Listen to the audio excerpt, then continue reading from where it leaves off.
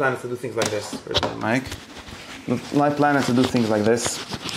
We're going to start a new series right now, today, the second. As always, we start new things. And we're going to read the first chapter of the 8 chapters. And hopefully we'll finish before Pesach or something, or before, I don't know, before the end of the year. And what we should really do, we never really read it here, right? We started some lines of it, but what we should really be doing is read the whole chapter. And then, so we should know basically what it says. And then we'll go back to understand all kind of points and to actually understand it. That's basically what my plan is. Does that make sense? Good plan, right? Mm-hmm. So, this version doesn't have my organization of the chapter. This one does. This one just has the source and the translation. But the point is like this, that this chapter, what its main point is, as the header says, to give us the human soul and its parts, right? It's about or on, right? Be means on, about the soul of the man and its powers and its faculties, right? And in order to do that, he does, as I wrote in my thing, the main thing he has to do is to explain to us why we need to know the soul and its parts as an introduction for the discussion of ethics, especially of practical ethics, of the character virtues. And then he has, as he goes along, a bunch of side notes to talk about it. Right? The main reason why we have to know it is because, right, it says in the second paragraph, right, or in the second box on this page, because you should have better already know that this thing called tikkun midas, I decided I don't like that word. It sounds like they're broken and need to be fixed. It's something like the completion of the midas, or something like the perfection of the midas, right? Is the same thing as the healing, which is another word which is not really correct, right? It's again like something like the perfection of the body. And by analogy of the doctor that needs to know the body, the one who was to perfect the soul or the character needs to know the soul and its parts. Okay, that's his basic theory. We discussed some of this at one point in all kind of ways, but that's the basic reason, and I'm going to move on from that, right? The basic point we know, and I've in page here in this booklet, in the second page, or I didn't actually bring the whole quote over here. It's in page 6 over here. I quote, as we know, that this book is in large part paraphrased or literally translated from Al-Farabi's book called Aphorisms, Selected Aphorisms or Political Aphorisms. Aphorisms is a translation of Pirkei. So Pirkei Avos, Pirkei Al-Farabi, Pirkei Rambam, Shmone, Prakim, these all have the same literal translation of each other, although they're not entirely the same exact thing. And Al-Farabi much more clear, makes it much clearer, and this is from Aristotle already, that just like there is a healer of the body, which is a doctor, there is a healer of the soul, which is the politician or legislator, the one who gives the laws, and he is the one who has to know the parts of the soul, and by analogy of the doctor, right? It would be the politician broadly. Would it be the teacher specifically? The what? It would be the politician broadly, right? He has to make sure that no soul gets too sick, so to speak, right? Yeah. But I'm saying it's not all the work, right? Meaning? It's this idea that we locate all of the improvement of the soul, like external improvement of the soul to politicians versus, let's say, philosophers. Oh, politicians are supposed to be philosophers anyways. Right, but because of the way that they're healing thing. Souls politically is they're trying to heal the soul of the people, right? Mm-hmm. And then the individual constituent as those members. What are we missing? So he's not the Reif and Nefesh that the philosopher would be, right? He is because again, as long as we're talking about practical virtues, for sure he is, because the legislator or the statesman is the one who is going to give laws, whose goal is going to be to make people better. And he needs to know that the people, so they can give them good laws. In the same way, a doctor needs to know the person. A doctor is also some kind of lawgiver. He comes to the patient, and he tells you, eat this, don't eat that, and so on.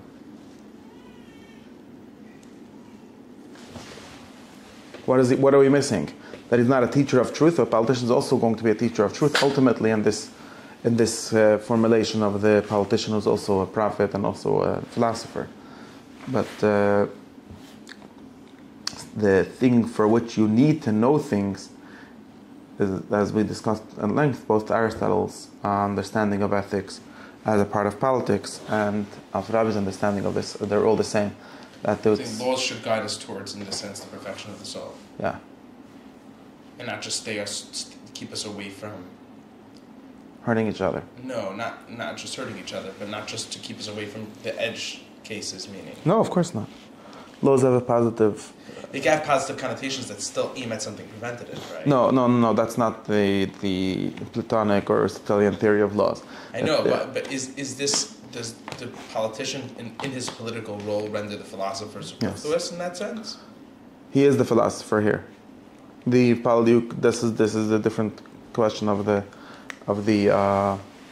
philosopher king, in which sense is his kingship the same as his philosophership, and it's the same sense. Okay. Because Aristotle's, one of his big arguments in the beginning was that the question of ethics is the question of politics in the highest sense, because politics is what decides how much of each kind of good should there be in the state, which means that politics deals with the highest good. We discussed about even knowledge is something that the king regulates, tells us how much should each person learn and until which level should each person learn and so on. Right, but the philosopher, the politician is looking after the soul of the community. No, a community is just constituents. No. The Rambam might think like this, but Aristotle doesn't think like this. The politician is the one who cares about the soul of the people, and community is just a bunch of people. There isn't a soul of the community that he's healing. Community is just the people. He gives laws in order to regulate, in order to teach the people. He's just a teacher. There's no society which is arranged incorrectly, or where one person is of course, and those are the ones where people are bad. No, I mean in the sense where you make the butcher become the shoemaker and the shoemaker become the butcher, and they both should be doing each other's roles, but society functions regardless. We still have meat and we still have shoes. But it's the wrong people doing each thing. Maybe the meat's not so good and the shoes aren't great. Right, so then it's not the best. Or maybe we want to have the best one. The shoes are also good. So then it's the best, and what's the problem? Right. We want it to be the best. Benefits the individual constituents. It should, if it's the best. If it's the best arrangement, then it's the best.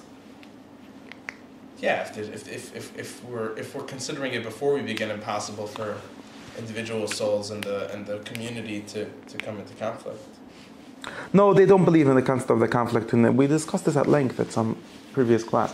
They don't believe in the concept of a conflict between individual goods and communal goods. They don't believe in the whole thing for some reason. Or did we discuss this here? There was like a 2-hour class about this once. They don't believe in this concept. There's no such a thing. What is the best for you is going to be the best for everyone also. They don't believe in sacrifice for the community. It doesn't even or the opposite. It doesn't even need to be a sacrifice. It could be an error on a logistical level. Yeah, that's the same thing. Right? The guy who's playing the triangle might actually be better at the trumpet. Yeah, they don't believe in this. In other words, they don't believe that we discussed this at length here in the class. They don't believe that there can be an inherent conflict. If there's a mistake, then you don't have a good law, of course. Or, of course, they believe sometimes... There can be a band where the triangle player is also supposed to be playing the trumpet. And there's just no other triangle player, so we have to take one of the trumpet players. There could be all kinds of things, and there could also be laws that are not... the thing is that it doesn't replace the philosophers. No, it does. Not only doesn't replace. Again, when we talk about virtue in this sense, it is social virtues. Philosophical virtues are in some way anti-social virtues in their final sense, because they're about perfection of knowledge. And here we're not talking about perfection of knowledge per se. We're talking about what prepares for that, which is the way to that. And that is might be some contradictions, and there might be sometimes laws which are good for the generalities and not good enough for every particular, just like nature only works in generalities, all these theories. But this is not, just to get back, we got stuck. We're going to get stuck in this little box. I don't want to get stuck in this. The point is that the Rambam absolutely, in this book and in most of his writings about these kind of things, skips the political part. He does talk about it sometimes in other places, but here he skips it, and he acts as if he's talking about individual ethics. And that is an interesting point. But we discussed this at length for different pshutim and stuff. But the point is now something like else. Another thing that the Rambam skips is the limit or the real reason why. This is something that I'm not going to discuss at length right now, but I'm making a note to discuss it and discover it at some point, which is that why actually do we need to know the parts of the soul for ethics, right? In what way? Like this analogy of a doctor doesn't really tell us much. Like by a doctor, it's obvious because, I mean, we gave some reasons for this. Let's like this. We gave some reasons for this, and there's really two different ways of giving the reasons for this. And this is like really the first two or the chapters over here are connected to two different things. But let's get to this. The first reason is right because this analogy is just an analogy. Okay, a doctor has to know the body. A healer of souls has to know the soul. Well, why does the doctor have to know the body? Or does he really? Or what does it mean that he does? Right? And especially why does he have to know the parts? And what's this parts business important? Especially since the Rambam at least doesn't actually believe in parts. He thinks that these are just different activities of the same agent, of the same soul. So why is this whole question so important? So there's really two... Well, if you don't understand how it's organized... Okay, so the first thing we discussed is that since ethics is defined by the health of the soul, is that this health is not just an analogy, it's really a definition. It's an analogy because it's health or perfection in a different subject, but it's the same kind of thing. It's the same form, really, right? Health of a body, health of a soul are not just some kind of weird analogies that are good for drushes. They're actually... they explain to us, they reveal to us what we mean when we say a good person. A good person is a healthy soul by analogy of a good body being a healthy body. A healthy body can only be known if we know the function of it, right? What it's for. Or a healthy part, right? When eye is for seeing, so then we know that an eye that sees well is a healthy eye. If you would not know the function of the eye, if you don't know what that specific part is and what it does in the context of the whole, then you will not be able to be a doctor of the eye or anything like that. And something similar happens for the soul, where if you don't know what a soul is for in its entirety, and you don't know what the soul function of each part is, you will not know how to heal it, because you will not know what the good condition of it is. Okay, that's one thing which we know. The thing that's most connected to this is the theory that we discussed in the last 3-4 weeks, which is the way in which the Rambam, after his teachers, derives the best thing for a person to do from the best action, the most human action and the most human parts of the soul, right? Because the whole argument that says that all we have to do is think or know is derived from discerning what a human is doing specific different than other animals, and therefore saying that the most human thing or the most specifically human thing is what we should most specifically be doing, which is thinking. And then you could say yes, and also give each part its role specific to know how it serves that and all of that. That is going to be another important thing. Okay. But there's really a third thing, which is what Aristotle actually says, and Plato. Plato says both of these things, of course. Also says the first thing, and the Republic, where he gives his whole specialization argument, where the health or justice is defined as having each person do one thing and only one thing and the best thing that he can do. And this is sort of a similar idea to the argument that we just discussed, right? But another thing that he says, and the really source, and what Aristotle is referring to when he discusses in chapter 13 of the first book of the Ethics, that a healer of souls will need to know the parts of the soul specifically, right? This is specifically about the question of parts. And that is because of the famous problem of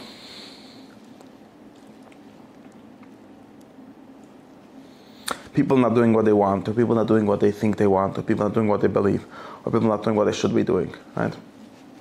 And this is really where this whole, psychologically or ethically, this is really where the discussion of parts of the soul becomes very important, because ethics, well, there's two ways of saying this really, which are very important to notice. The first way is to make ethics all about this, as Plato seems to do, not sometimes in the Republic and in other places, not in the whole Republic, which is say that humans have this we could say irrational parts, or passionate parts, or more animalistic parts, which are just into pleasure or just into certain passions. And then they have the rational part, which is just into truth or into the correct behavior of everything. And there's also an intermediate part, which is actually very important, which Plato calls anger, spiritness, we could call it. Maybe anger is not a very good translation. Some kind of drive to do things, which without that nothing happens. Very important one that most people don't have, and that's why they don't do nothing. Anyways,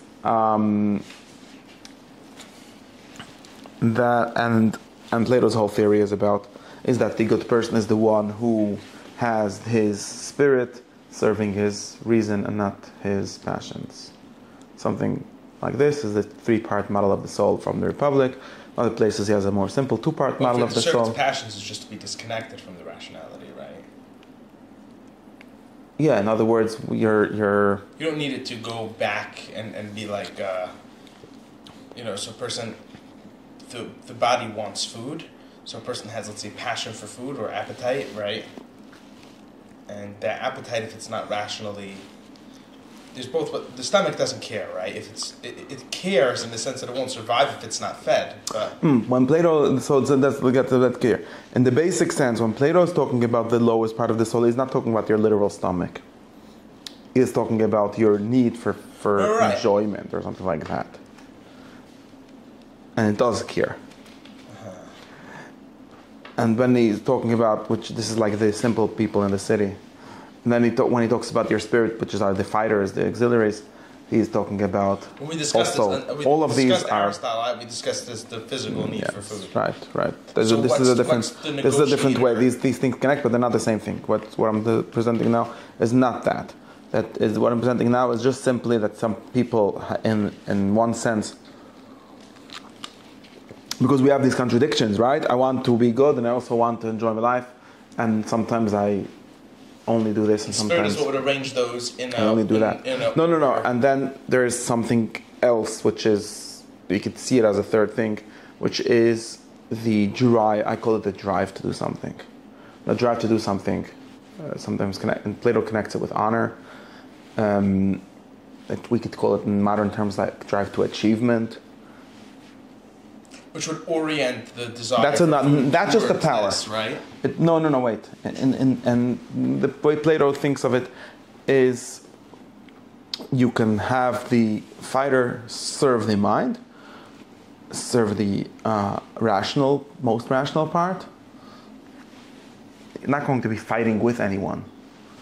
It's just going to be having this kind of drive or motivation or drive to achievement as the drive to know, and not mostly the drive to eat or the drive to pleasure.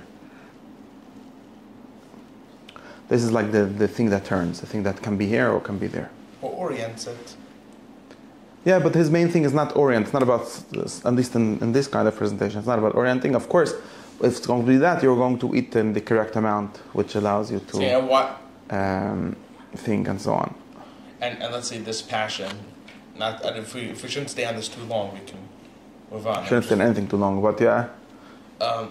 This solves which problem? Meaning, this is just what would take two desires that never come into logical contact and organizes it under. I'm not sure I understand what you're saying. Meaning this fighter, right?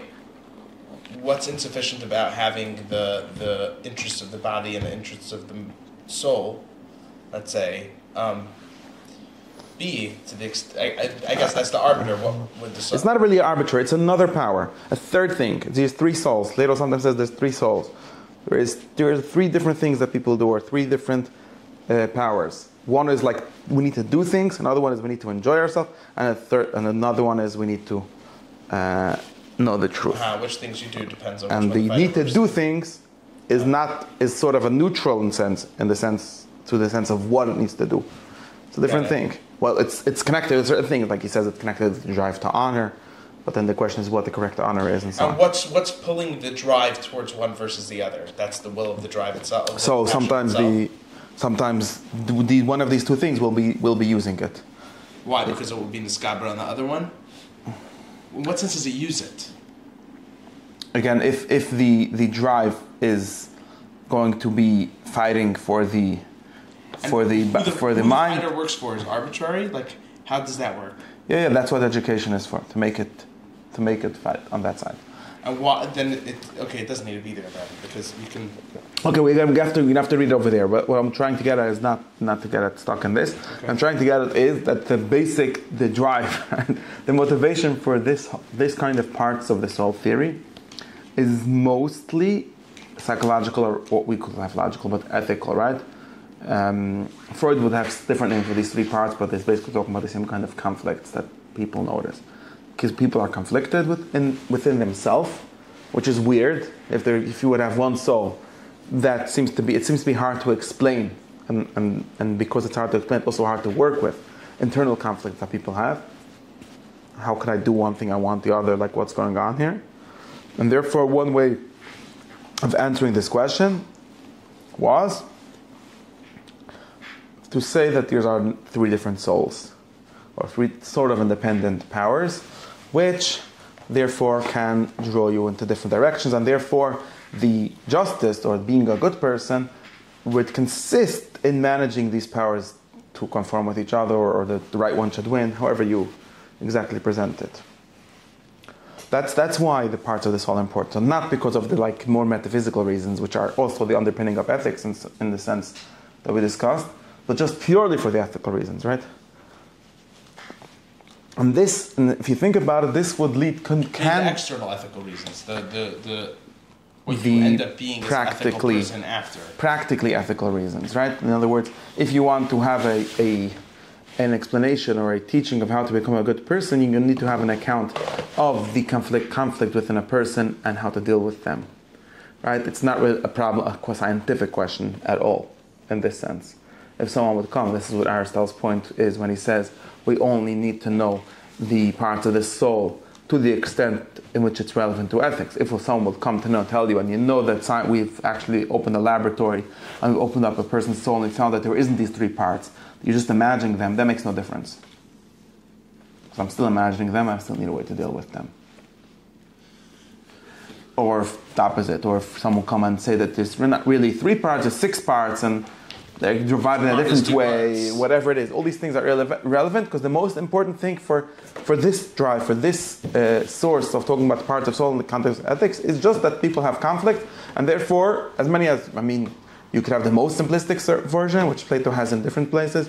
There's just two parts. We have a rational part and an irrational part, which conflict with each other, and one has to win. Or, like I just said, we can make it more complicated because we can say, well, I don't have only this rational, irrational, I have third things, which seem to be very important, actually, if you think about it, because they help us. Because this idea that I just mentioned, I didn't explain it, about this middle part, who is the fighter part, I call it the spirited part, is actually the thing that's going to help you get anywhere, in whichever direction, otherwise you're not going to do anything. Any of these kind of things, they're just relevant for their practical theories, right? They're relevant for how to understand how to become a good person instead of understanding how a person becomes.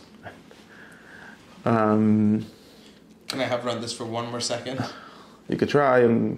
What would be the reason to make, let's say, this drive to do, right, this actor or fighter, to make that the locus versus saying that, I guess then maybe you have a four-part soul, but saying that the soul and that which pursues its interests in doing, and let's say the digestive system, that which pursues its interests. It's not relevant. The digestive system is not relevant in this context. That's what I'm saying. It's not relevant. That's just the body. We're not talking about the body.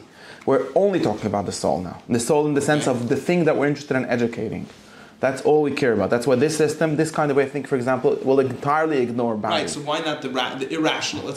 The body is not irrational or rational. It's not relevant to this whole discussion. What we're worried about in the conflict internal conflict that people have is not that his body is doing anything. His body is not even irrational in this sense. A body is just a machine that does whatever it is. We might need to explain it in physics and sort of like psychology. How did that work? Theory. That's very nice. I thought this... Okay, so I must have misunderstood. Again, I'm telling you that the main reason why this whole drusha, this whole question of how to understand the soul is a very important question for just understanding everything. But if you're interested in ethics, really, and this is really one of the main sources for the motivation of talking about parts of the soul to begin with, is the psychological conflict that people have. And that has nothing to do with the digestive system, for example. The discussion doesn't even enter the discussion. The digestive system is not even irrational in this sense. When we say that people are irrational, we don't mean the digestive system.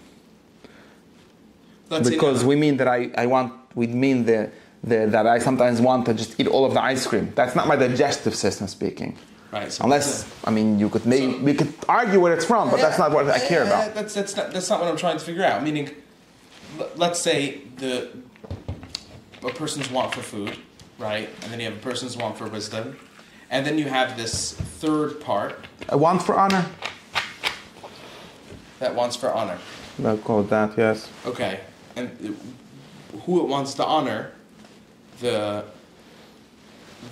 mind or the passion, let's say, right? Would it not be enough to say that these things tend towards honor on their own? And we have to educate the honor of the It could be a lot of things could be. It could be a lot of things could be. I don't know. And the thing is, once we're attributing to them their wants, then we already have their actor, right? I'm not sure I understand. Meaning, I understood it in the original way we described the three-part soul, right? Where we had an intellectual part, or the intellect, which has... Again, I'm not worried about the specific understanding of this theory right now. Okay. I'm going to get distracted because it's not interested. I'm just worried. All I'm saying is that the motivation for it is conflict. That I want different things, and maybe the word want is not good. It doesn't matter. Tend towards different things, or do different things, and they contradict each other. And that's what leads me to be a not good person, or a disordered person, or a not good, just person.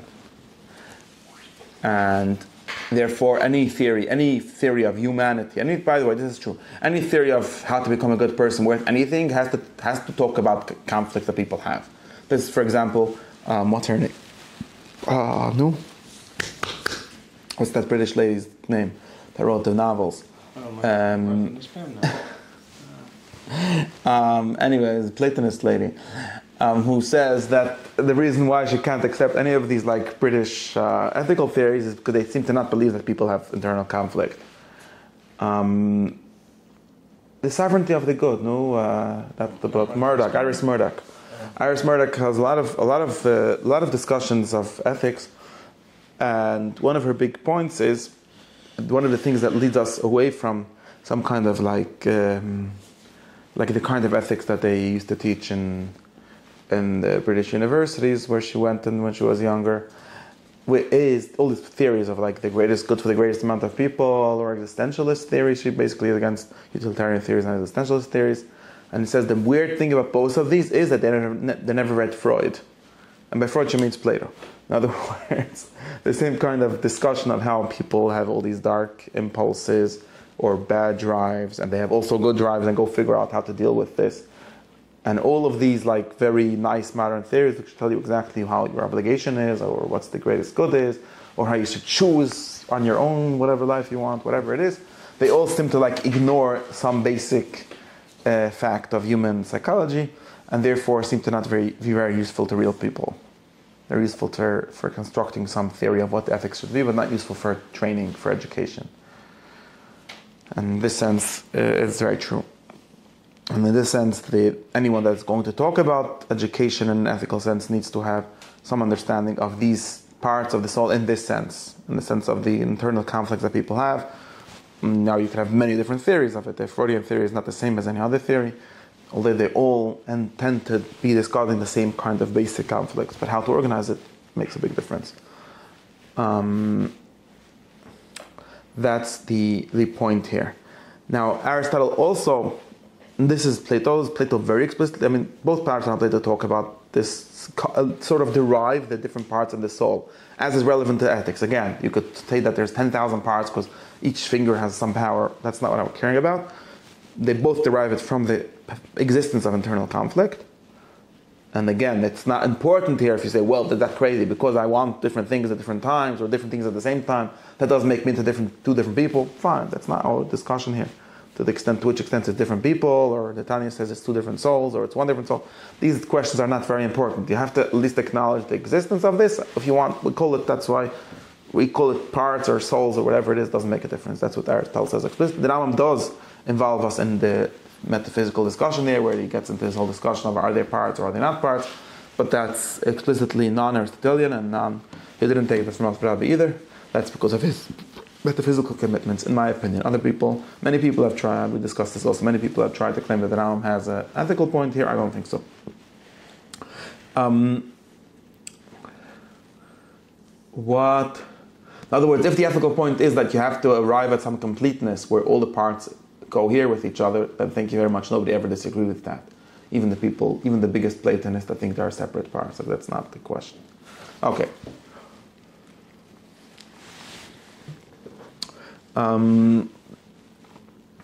Aristotle, and this is now there's something even more important, because Aristotle's whole theory of ethics, and the Rambam is going to explain this, but not in this way, which is another question which we have to ask. But another thing, the way in which Aristotle moves from this to his theory of ethics is to explain that what we call ethics of character, as distinct from ethics of the intellect, which is just different ways of knowing the truth, and we're going to get to this here. But the most important things that are called ethics, really, right? Because intellectual ethics are another whole discussion. But I think that are generally called in Yiddish Avedis Amidis or Tikkun Amidis, which pertains to this sort of lower kind of ethics, more practical or more character ethics, is only makes sense or only works if we understand them as pertaining to some kind of intermediate part of the soul. Not exactly what Plato would call the spirit part in the Republic, but something that Aristotle calls a semi-rational part of the soul, which in the main important part about is that although it's not rational in itself, it can be taught, right? Or it can be habituated at least, which is a kind of teaching. Or it can be taught maybe even through some kind of level of arguments or some kind of rhetoric or some kind of exhortation. It can be taught. In other words, it can be made good. It can be made to have good dispositions, can be made to tend towards the good. And this is where he locates all the ethical character traits. And the point of this is not just because we need some place to locate it, right? The point is that this is the only way in which we're going to understand what these things we call good character traits are even, right? Because we discussed this at length also in other class where we were against the Tanya and the simplistic Chazanish and all these things, which is that if you have the understanding of the person's psyche as being just this very basic conflict between reason and irreason, then you have no place for midas. As the Rabbi Korelitz very clearly saw, and that's why he disagreed with the whole idea of midas in his book of Menevetochen, because there's only not being rational and being rational, and the work of a person is just to be rational all the time, which he calls following halacha, but that's another side interpretation of what being rational is, but that's his basic idea.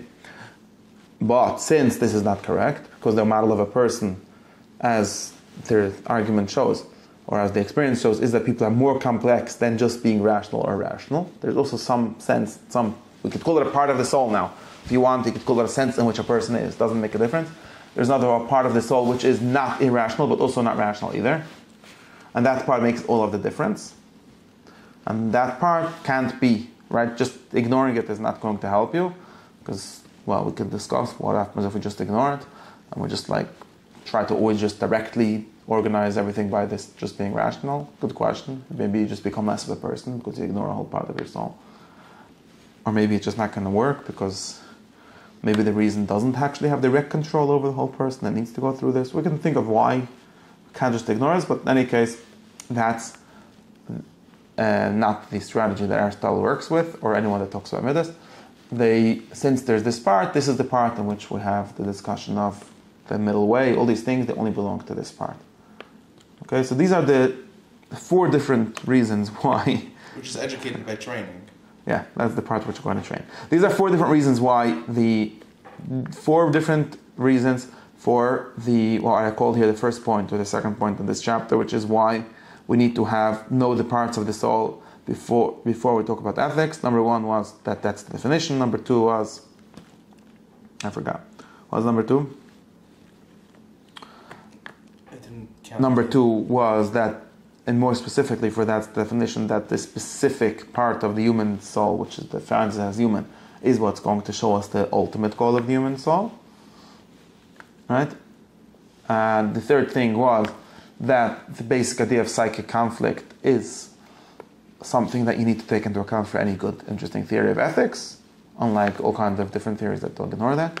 And the fourth thing is that the specific Aristotelian theory of ethics, and specifically his theory of character ethics, is all about training this intermediate part of the soul, which is, if you don't understand that, you don't understand what's the point of any of this. And now this is what she should be doing. What the Rambam actually does is something different. Because he goes through from something he calls 5 parts of the soul. And this is literally copy-paste from Al-Farabi, from where he says, I will tell you, and therefore I tell you that there's 5 parts of the soul. The nutritive, the sensitive, the imaginative, and the something called the Zahmes Eurer. I forgot how they translate it into English. Inspiring? I need to look in the English translation. How do you read it? Mis'oirer is something like the... Mis'oirer is the part I just discussed, the middle part, really. The active, the drive to action. The strive. Oh, here, I have the... he calls it the... I have the Al-Farabi's translation to English, and he calls it the appetition. Appetite. Appetitive. Doesn't mean maybe we'll try to go through this, but I guess we have to stop now. But we'll go through this at some point next time, and we'll try to give a basic definition of these things, and then the intellectual. And this is a very funny list, because it's not clear what the point of making this kind of list is.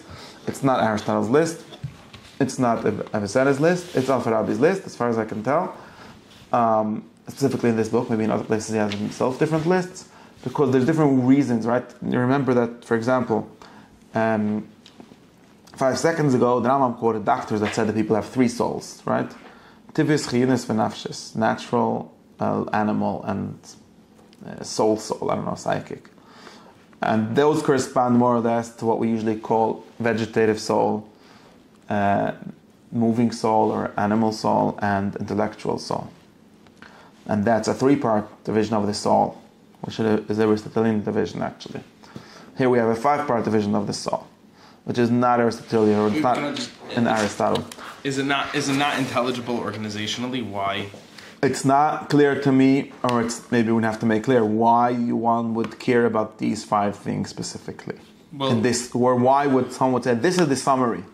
I'll tell you, for example, the one that's missing entirely from this list, which is movement. Movement is accepted to be a very important part of the soul, and just missing. It's of course subsumed somehow under the 4th one, I think, or maybe the 3rd. It's weird that it's missing.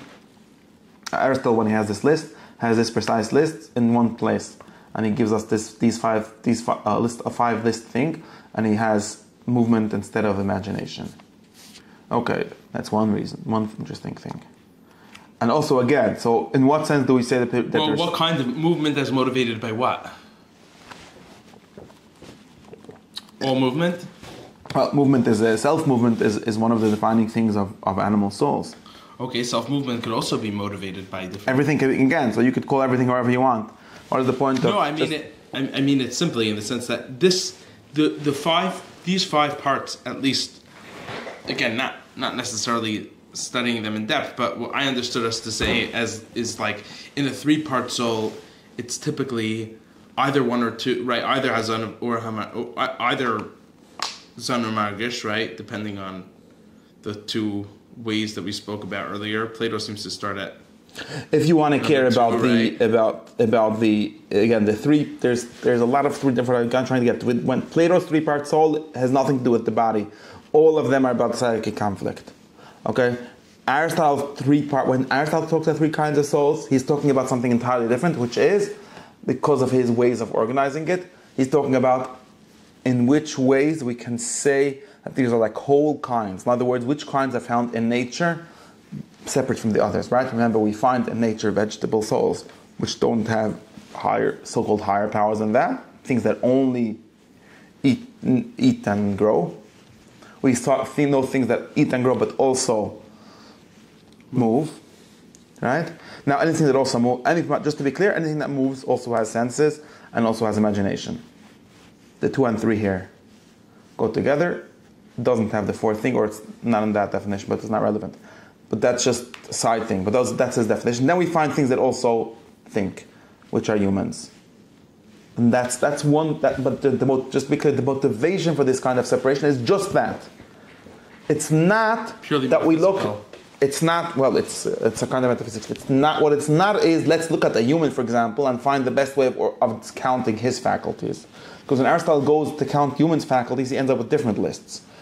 If we look at a human and say a human is something that both grows and moves and thinks, that would not be a good list of human faculties. The only thing that kind of division is good for is if you want to count how many kinds of whole souls are there somehow. Or I had a better way of reading this. Last time I have to look it up. What the point is to be organized towards? No. The point is just that these are just to count the 3, because of this discussion that we had here. In what sense are these 3 souls? In what sense are they different, separate parts? These are things that can exist separately. In other words, you can have, that's all. You can have separately, when we actually have in nature separately, something that has only what we call the vegetable parts. We can have something that has that plus this, and we can have the third one. Success as a vegetable is in how well it exercises its nutritive yes, powers, you can say all of that, but that's not the interesting thing here. That's the only, if it's successful or not. If it exists by itself, then it must be able to be successful on its own terms. But that's not the important thing for this distinction. This cutting up of things this way is only because of that. It's not anything else. No, which means that when you look at a person, it's not necessarily true that you could say that a person can be successful only as a vegetable, and that would be a nice vegetable. That's actually something that Aristotle denies, because he says, this is one of the sources for this thing that the Rambam says here, where he says that we can't actually separate it in that way. Because when it's in a person, there's only one human soul. There isn't 3 souls, right? And now, when we count human parts of the soul, we don't mean that. We don't mean the same kind of thing that cuts off a human soul from a vegetable soul, or from an animal soul. It's not the same kind of thing. It's a third thing. That's what I'm saying. There's 3 different motivations for counting souls or counting faculties of souls. What we need to do it's on the human soul. And actually, if you want to have a full list of human soul faculties, you probably end up with a much longer list, because faculties will just mean everything that we can understand as one activity. That's all, even if it can't ever exist separately. And then we could say, well, eating is one activity, reproducing is another activity, and tons of thousands of different things. And we could, this is just as a way of understanding motivation, conflict. Nothing to do with motivation. No, nothing to do with conflict. Nothing to do with that. Again, there's 3 different things here. I understand. 3 different ones. One is problem of and the chemisayetzer, and the second one is discovering which kind of souls can't exist on their own, which parts, which full systems can exist on their own, and the third one is counting how many things the human souls do or how many things animal souls do. So there are 3 entirely different things to do. They have no shaykhs with each other necessarily. Right. Yeah. That's all. What the Rambam seems to be doing here is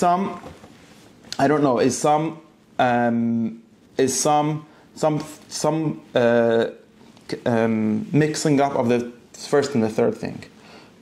What he seems to be doing is counting different things that people do, which he calls chalkei hanefesh, but it really means faculties, power, things that human souls do. And the reason he's doing that is in order to explain the psychic conflict, which is relevant to him. For which reason, for example, he really only needs 2 of these parts. And he himself says he only needs 2. That's the second chapter is going to be about that. So the first 3 that he counted are really not interesting. We'll get to that. Or maybe 3 or it's complicated. He himself says that he only needs 2. If we could give a description of... He himself says in the second chapter that we only need the number 4 and number 5 for our purposes. The other ones don't have good or evil in them. Don't have ethics relevant to them. Okay.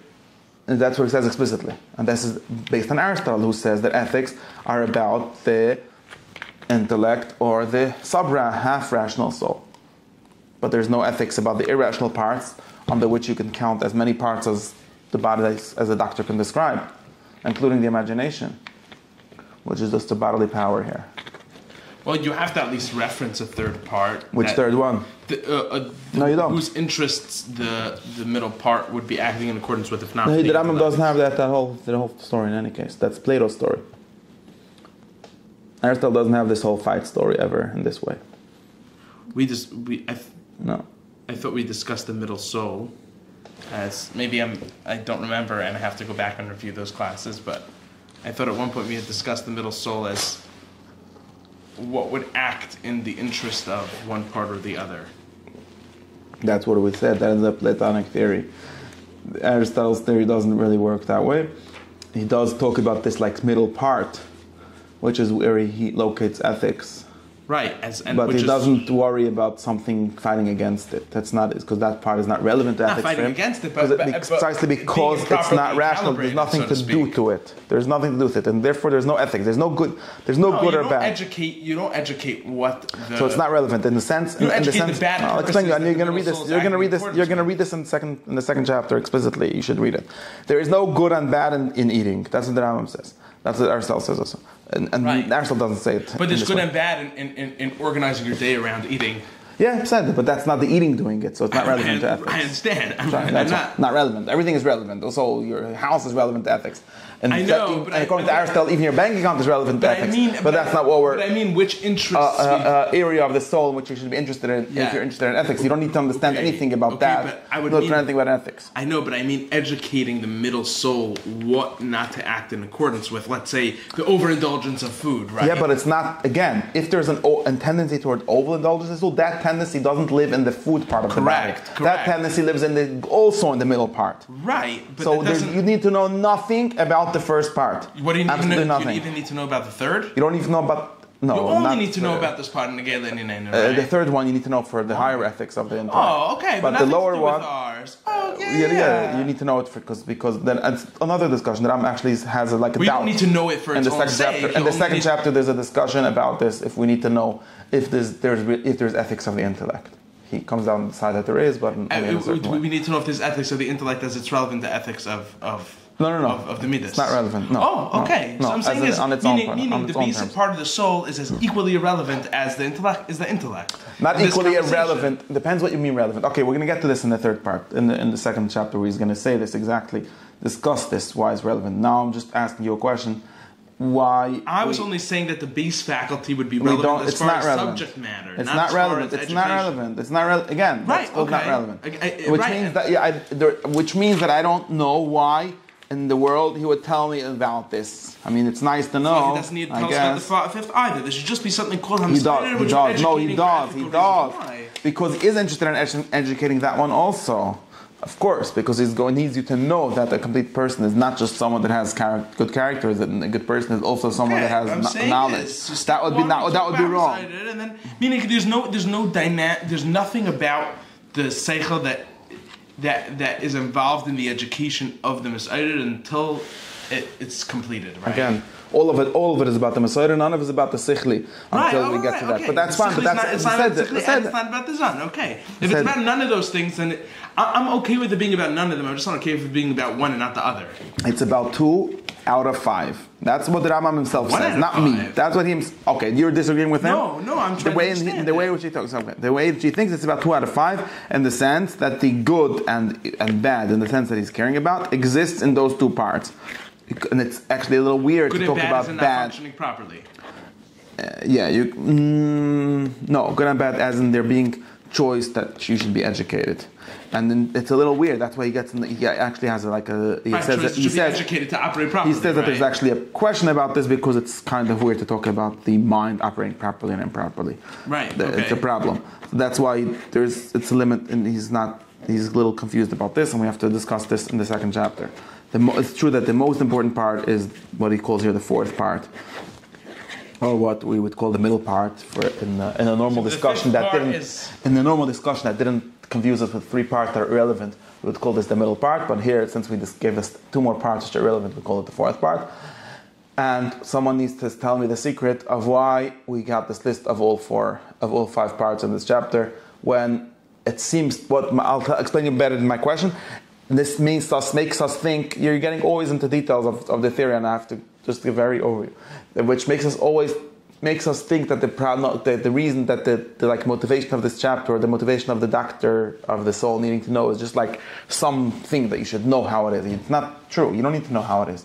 You only need to know it for the purpose of education.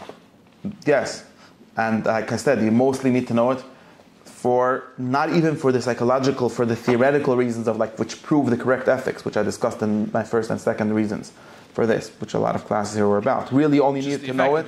Really, you only need to know it for this psychological conflict reason.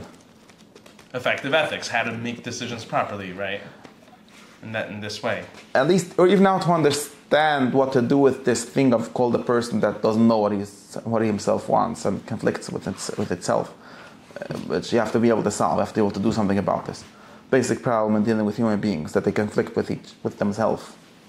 That's a real problem, and for that problem, they also conflict in lack of knowing. For that, it's not only generated, but that's the biggest problem. And the only thing that's relevant for this problem is this, like, two things that conflict. If you want to make it more complicated, you say there's three things that conflict, but that's all you need to know. Everything else seems to be superfluous and seems to also make us think that there's some other motivation for this knowing. But I can think of conflict that would.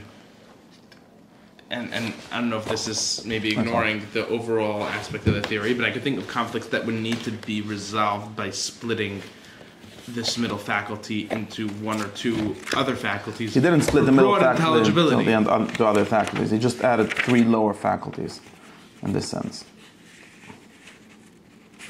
Right? Right, well... Talking about how many senses a person has is totally, like, irrelevant here.